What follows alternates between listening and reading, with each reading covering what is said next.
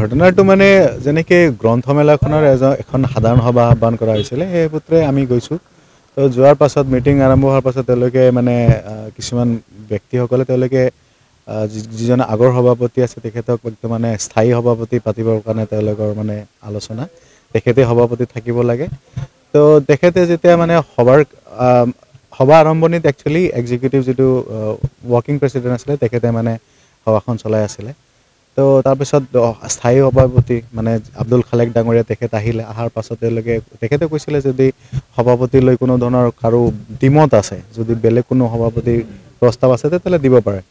তো গোটেই সভাখনত মানে চবেই গোটেইখিনি মানুহে মানে তেখেতে সভাটো পাতিছিলে। কিন্তু মই যিহেতু সুধিছিলে ক'ৰবাৰ দ্বিমত আছে নেকি, তেতিয়া মই কৈছিলোঁ যে নাই, যিহেতু এখন ৰাজহুৱা অনুষ্ঠান গ্ৰন্থমেলা আৰু সাহিত্যপ্ৰেমিক ৰাইজ থাকে বা গ্ৰন্থৰ লগত জড়িত মানুহবিলাক থাকে, গতিকে তেখেতে বহুত বছৰৰ পৰাই এই গ্ৰন্থমেলাৰ এটা নেতৃত্ব দি আহিছে। মই সেই কথা অস্বীকাৰ নকৰোঁ, তেখেতৰ অৱদান বহুতখিনি আছে।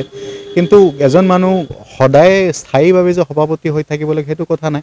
গতিকে মই তাত এজন আমাৰ শ্ৰদ্ধাৰ শিক্ষাগুৰু আৰু সেইখন সভাৰ মানে working president Abu Bakar Siddique sir, মানে নৱজ্যোতি কলেজৰ অৱসৰপ্ৰাপ্ত অধ্যাপক, তেখেতৰ নাম মই প্ৰস্তাৱ কৰিছিলোঁ।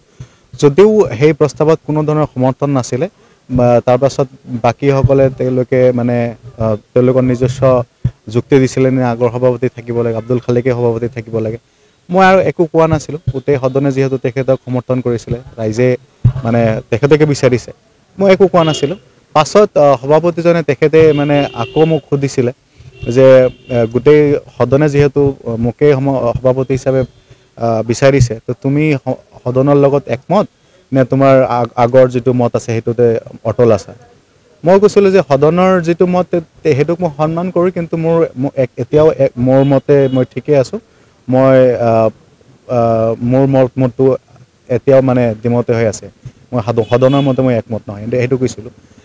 পাছত আৰু কৈছিলোঁ যে যিহেতু এটা কথা ক'ব কৈছিলোঁ যে যেতিয়া ৰাজহুৱা অনুষ্ঠানত যেতিয়া সৰ্বাত্মক প্ৰকাৰৰ ৰাইজৰ উপস্থিতি আমি কামনা কৰোঁ, কিন্তু এই কথাখিনি শেষ হোৱাৰ আগতেই তেখেতৰ কিছুমান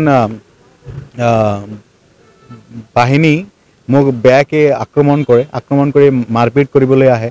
তো সেই পৰিস্থিতিত কিছুমান মানুহে মোক তাৰ পৰা খালি কোনোমতে লাহেকৈ তাৰ পৰা ওলাই দিয়ে। এইখিনি ঘটনা।